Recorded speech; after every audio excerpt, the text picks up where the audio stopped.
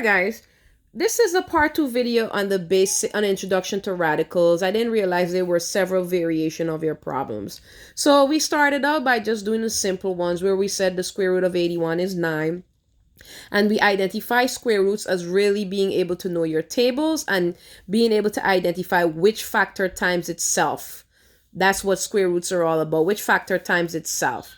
So if we look at 81, we have to think about, well, what factor of 81 times itself that will give you 81, and that's finding the square root, so that's 9. And then there was another variation of the problem where they're going to put a constant factor times a radical factor. So you'll have to do it as though you're doing an order of operation where the radical is treated with priority, because a square root is actually an exponent also, you know. This is actually the same as saying 81 to the half.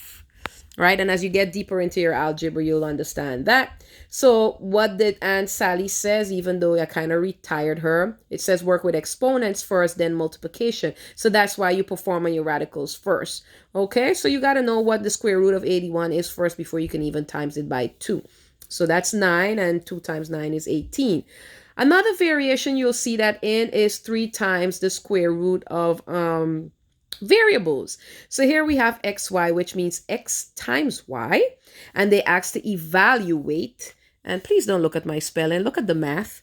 All right, and we know that they can only ask you to evaluate one when we have expressions. Expressions means there's nothing to solve, there's no equal sign, and they can only ask you to evaluate if they give you the values of the variables. So here they provided the value of x, which is 3, and the value of y, which is 12. So xy means x times y. So that's actually mean 3 times 12, which is 36. So that is 3 times the square root of 36. Keeping with the order of operation, we find the square root of 36, and we know that the factor 6 times itself will give you 36. So our radical is 6. So it's 3 times 6, which is 18. Ah, look at that. What a coincidence. All right. So another variation is that you can find 2 radicals that are added. Okay. So here we go. Square root of 64 is 8, because we know 8 times 8 is 64. Square root of 25 is 5. We know that 5 times 5 is 25. So 8 plus 5 is 13.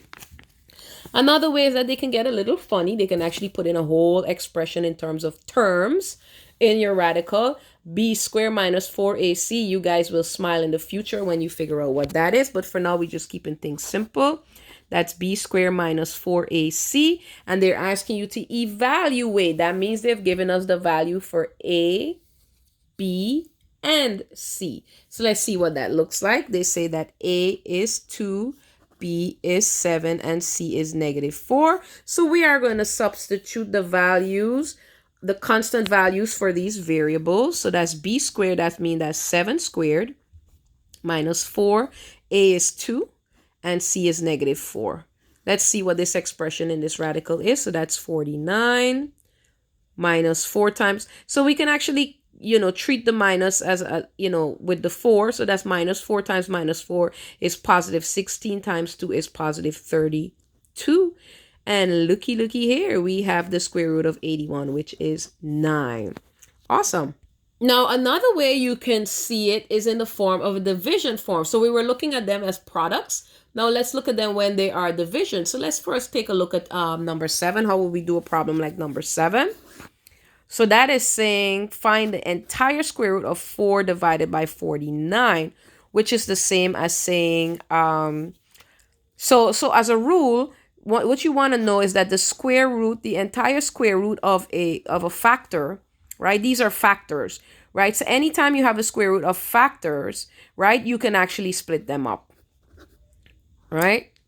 Right? So the square root of a over b is the same as saying the square root of a divided by the square root of b. You can do that to factors. So also if we had the square root of a b, which is a times b, it can also say it's the square root of a times the square root of b. So whenever you have factors as a whole on the radical, you can split those up when they are factors. And remember, when we're working with factors, we're working with the operation of division and multiplication. However, when you have terms, a plus b, this is not the same as saying a the radicals, the square root of a plus b is not the same as saying the square root of a plus the square root of b. This only works for factors. Okay, so looking at this, I'm going to split these two up based on our rules for radicals, right? So the square root of 4 over 49 is the same as saying the square root of 4 divided by the square root of 49, which is 2 over 7. Beautiful. Everyone say it's beautiful. It's beautiful. All right, so that's how. So at this stage of the game where you're being introduced to algebra, or you're doing any type of developmental math before you get into algebra or remedial, this is how much you will see with radicals. Now we're going to go into evaluating and simplifying expressions.